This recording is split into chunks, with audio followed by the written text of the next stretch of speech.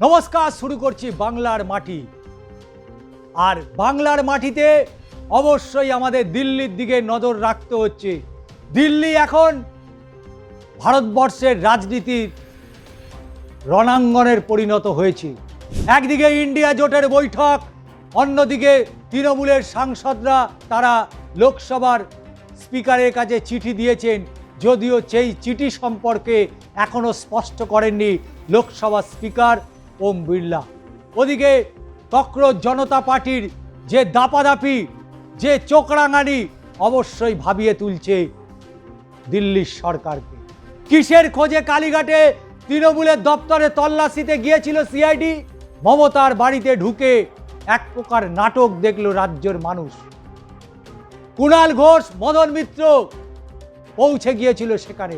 কিসের খোঁজে কালীঘাটে গিয়েছিল সিআইডি আধিকারিকরা? শুধুই কি সইজাল কেস, নাকি এর পেছনে অন্য কোনো রহস্য রয়েছে যা খোলসা করছে না? কারণ সইজাল কাণ্ডে কালীঘাটে মমতা বন্দ্যোপাধ্যায়ের বাড়ির সংলগ্ন তৃণমূলের মূল কার্যালয়ে সিআইডি তল্লাশি অভিযানের চূড়ান্ত নাটক আমরা দেখতে পেলাম গত মঙ্গলবার। মুখ্যমন্ত্রী শুভেন্দু অধিকারীর নাম জড়িয়ে সিআইডি আধিকারিকদের অত্যন্ত কুরুচিকর মন্তব্য ভাষায় আক্রমণ করেছেন কে জানেন? মেজাজ হারিয়েছেন সংবাদ মাধ্যমের উপরে। স্বাভাবিকভাবেই যে প্রশ্নগুলো উঠে আসছে, এতদিন বঙ্গ রাজনীতিতে অনেক পালাবদল হয়েছে, কিন্তু 2026-এর পালাবদল যেন কাউকে কাউকে গ্যারেজ করে দিতে চাইছে। আর মমতার বাড়ির বাইরে বসে হচ্ছে কুণাল ঘোষ, মদন মিত্ররা। এই কঠিন পরিস্থিতিতেও মমতা বন্দ্যোপাধ্যায় সেই পুরনো তিন নেতাই। তবে বিরোধী দলনেতা হিসাবে শোভনদেব চট্টোপাধ্যায়ের নামে যে প্রস্তাবনা পত্রে সই নিয়ে যাবতীয় বিতর্ক, সেটির কপি খুঁজতেই নাকি 30B হরিশ চ্যাটার্জি স্ট্রিটে তৃণমূলের কার্যালয়ে তল্লাশি চালিয়েছে সিআইডি। যদিও ঘণ্টাখানেকের তল্লাশিতে কিছুই পকেটে আসেনি, কিছুই বাজেয়াপ্ত করা যায়নি। ঘড়ির কাঁটায় 3:15 30B হরিশ চ্যাটার্জি স্ট্রিটে সেন্ট্রাল পার্টি অফিসে পৌঁছান সিআইডির আধিকারিকরা। সঙ্গে বিশাল বাহিনী, মহিলা টিম পুরো ঘিরে ফেলেছিল কার্যালয়ের গেট। ঘটনাস্থলে পৌঁছেছিল কালীঘাট ভবানীপুর থানার বিশাল টিম এবং কেন্দ্রীয় বাহিনী। একই সার্চ করতে গিয়েছিল না কাউকে পাকড়াও করতে গিয়েছিল? কারণ সইজাল কাণ্ডে অভিষেক বন্দ্যোপাধ্যায়ের দেওয়া তথ্যের ভিত্তিতে ওই কার্যালয়ে তল্লাশি চালাতে যান তারা। অবশ্যই সার্চ করতেই পারেন, কিন্তু এত পুলিশ, এত কেন্দ্রীয় বাহিনী কেন? আগে কি করে ওয়ারেন্ট ছিল? মমতা বন্দ্যোপাধ্যায়, অভিষেক বন্দ্যোপাধ্যায় দিল্লিতে, আপাতত কার্যালয়ের দায়িত্ব দলের কোষাধ্যক্ষ তথা রাজ্যসভার প্রাক্তন সাংসদ শুভাশিস চক্রবর্তী। তিনি পেশায় আইনজীবী। এদিন দলনেত্রী এবং অভিষেক না থাকায় সিআইডির মুখোমুখি হয়েছিল শুভাশিস। একেবারে চোখে চোখ রেখে জবাব দিয়েছে, তল্লাশির অনুমতি দিতে পারবেন না। সিআইডির সঙ্গে বাদানুবাদে জড়িয়ে পড়েছেন তিনি, যদিও তাতে লাভ হয়নি। ঘণ্টাখানেক টানাপোড়েনের পর কার্যালয়ে ঢোকেন আধিকারিকরা। কি পেলেন? নাকি হয়রানি করতেই পৌঁছেছিল? খবর পেয়ে ঘটনাস্থলে পৌঁছেছে বেলেঘাটার তৃণমূলের বিধায়ক, ওদিকে কামারহাটির বিধায়ক। দিল্লি থেকে ফেরার পথে বিমানবন্দরে নেমে তল্লাশির খবর পেয়েই কালীঘাটে পৌঁছে যান কল্যাণ বন্দ্যোপাধ্যায়। নিরাপত্তার ঘেরাটোপ পেরিয়ে ঢুকে পড়লেন একেবারে মমতার বাড়ির উঠোনে। সেখান থেকেই কুরুচিকর মন্তব্য সিআইডি আধিকারিকদের উদ্দেশ্যে। নিশানা করেছেন রাজ্যের মুখ্যমন্ত্রী শুভেন্দু অধিকারীকেও। তবে এখানেই শেষ নয়। নিয়ম অনুযায়ী অবশ্যই সেই প্রসঙ্গ আপনারা সকলেই জানেন যে বিরোধী দল হিসেবে তৃণমূলের কাছ থেকে বিরোধী দলনেতার নামের প্রস্তাব চেয়েছিল বিধানসভার সচিব। শোভনদেব চট্টোপাধ্যায় নামে সম্মতি জানিয়ে 70 বিধায়ক সই করা যে প্রস্তাবনা পত্র জমা পড়েছিল তাকে নিয়েই যাবতীয় বিতর্কের সূত্রপাত। সই না মেলায় সন্দেহ হয় বিধানসভার সচিবের। এরপরেই প্রকাশ্যে আসে সেই চাঞ্চল্যকর তথ্য। বিদ্রোহী বিধায়করা দাবি করেছেন তারা সই করেনি, আর সই জাল করার অভিযোগ ওঠে জলগড়ায় সিআইডি পর্যন্ত। সিআইডির দাবি, পরবর্তীতে চিঠিতে অভিষেক জানিয়েছিলেন কালীঘাটের কার্যালয়েই বিতর্কিত প্রস্তাবনাপত্রে সই করা হয়েছিল। তবে তদন্তকারী আধিকারিকদের দাবি, সেখানেই সই সংগ্রহ করা হয়েছে, সেখানে রেজলিউশনের কপি থাকার কথা। সেটির খোঁজেই তারা নাকি তল্লাশি অভিযানে গিয়েছিল। তা নিয়েই প্রশ্ন তুলেছে কল্যাণ বন্দ্যোপাধ্যায়। সেখানে মিটিং হয়েছে, সেখানে রেজলিউশনের কপি থাকবে, তার কোনো অর্থ নেই। ঠিকই তো, সিআইডি কিছু জানেন না, সেই কারণেই তল্লাশির নামে হেনস্থা করতে এসেছে। তল্লাশি অভিযান শেষে এদিন 6:15 নাগাদ সংবাদ মাধ্যমের মুখোমুখি হয়েছিলেন তৃণমূলের কোষাধ্যক্ষ তথা রাজ্যসভার প্রাক্তন সাংসদ শুভাশিস বাবু। কিছুই বাজেয়াপ্ত করা সম্ভব হয়নি সিআইডি আধিকারিকদের, কিন্তু প্রশ্ন কিন্তু অনেক থেকে যাচ্ছে। অবশ্যই সার্চ করতে পারেন, তবে সার্চ করার নামে কালীঘাট জুড়ে মমতা বন্দ্যোপাধ্যায় বাড়ির সামনে যেভাবে নিরাপত্তা বলয় মুড়ে ফেলা হয়েছিল, তাতে মনে করা হচ্ছিল কাউকে বুঝি ওই 30 বি হরিশ চ্যাটার্জি স্ট্রিট থেকে গ্রেপ্তার করা হবে। একটা কাগজের জন্য সিআইডি আধিকারিকদের অত বড় টিম, ওদিকে কালীঘাট, ওদিকে ভবানীপুর থানা, তারপরে মহিলা সিআরপিএফ, তারপরে পুলিশ। ছবিটা দেখেছেন? ছবিটা দেখে আপনাদের কি মনে হচ্ছে? সিআইডি কি একটা ছবির তল্লাশিতে গেছিল, একটা চিঠির তল্লাশিতে গিয়েছিল? এ প্রশ্ন বাংলার মানুষের মনে জাগবে না?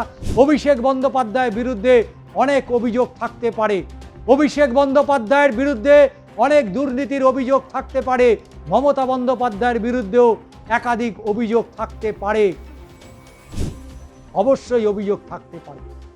কিন্তু বাংলার মানুষ কি এটা ভুলে গেল?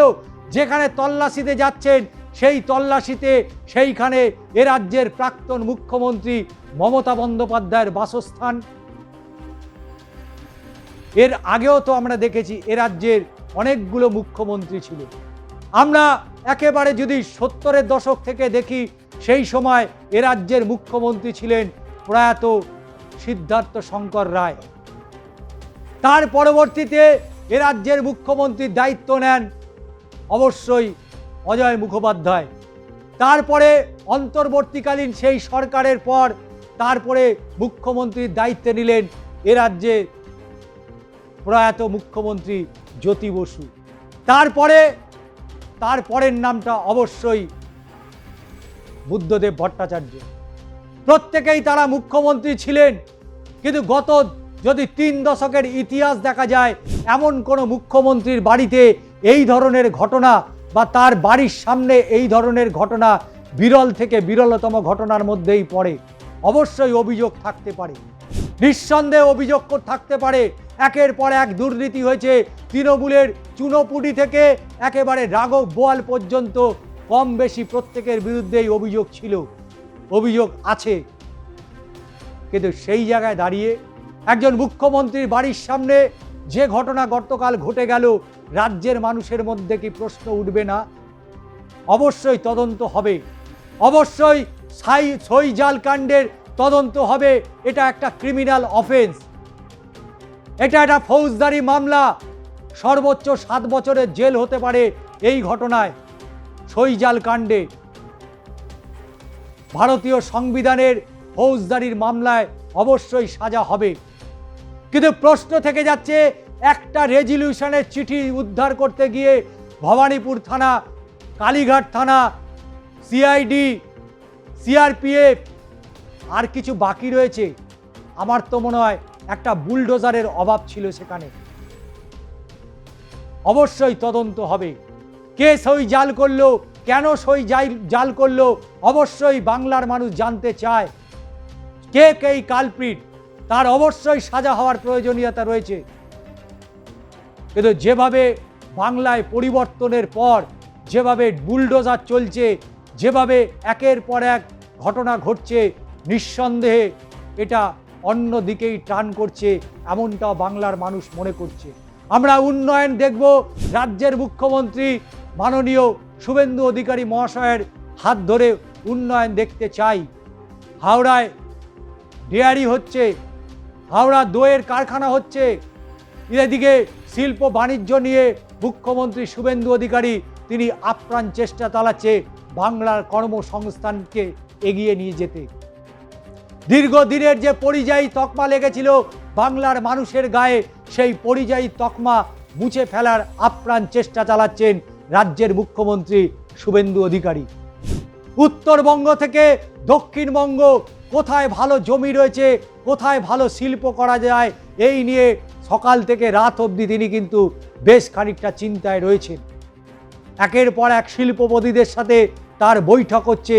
মমতা বন্দ্যোপাধ্যায় প্রথম ক্ষমতায় আসার পর শিলান্যাসের ঘটনা এ রাজ্যের বুকে আর ঘটবে না, শিলান্যাস হবে না, সরাসরি শিল্প হবে, সেই স্বপ্নই দেখিয়েছেন বাংলার মুখ্যমন্ত্রী শুভেন্দু অধিকারী।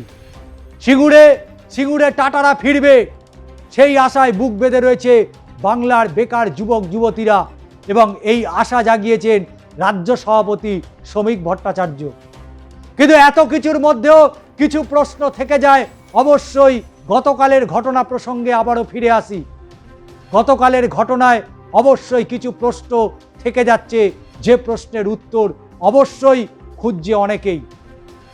অভিষেক বন্দ্যোপাধ্যায়ের বিরুদ্ধে আবারও বলছি, দুর্নীতির অভিযোগ রয়েছে। কয়লা পাচার থেকে শুরু করে, বালি পাচার থেকে শুরু করে, শিক্ষক নিয়োগ দুর্নীতি থেকে শুরু করে একের পর এক দুর্নীতি আছে। অভিযোগ আছে। তার সময় তিনি কিভাবে পুলিশকে ব্যবহার করেছিলেন, তাই তো ববি পঙ্গু হতে হতে বেঁচে গিয়েছে। তাই তো ডায়মন্ড হারবারে বিজেপি প্রার্থী ববিকে আক্রমণ করা হয়েছিল, এফআইআরও হয়েছে। অবশ্যই ব্যবস্থা হবে। রাজ্যের যে কোনো সাধারণ মানুষের বিরুদ্ধে যদি এফআইআর হয়, পুলিশ অবশ্যই তৎপর হয়। তবে পুলিশকেও ভাবতে হবে অবশ্যই সেটা আইনের মধ্যে থেকেই করা। এফআইআর হচ্ছে, টপ গ্রেপ্তার হচ্ছে, টপ জেলের গারদে পেছনে চলে যাচ্ছে। তবে যেভাবে গ্রেপ্তার চলছে, তাতে করে আবারও রাজ্যের মুখ্যমন্ত্রী শুভেন্দু অধিকারীর সাথে এক সুরে কথা বলে অবশ্যই বলতে হয়, ব্রিগেডের ময়দানটা তৃণমূলের জন্য ছোট পড়বে। তাই আগামী দিনে এ রাজ্যে তৃণমূলের ভবিষ্যৎ কি হবে, উত্তর দেবে সময়। আজকের ভিডিওটি আপনাদের কেমন লাগলো অবশ্যই জানান। আপনাদের মতামত অবশ্যই এই ভিডিওটির জন্য অত্যন্ত গুরুত্বপূর্ণ। চ্যানেলটিকে সাবস্ক্রাইব করবেন।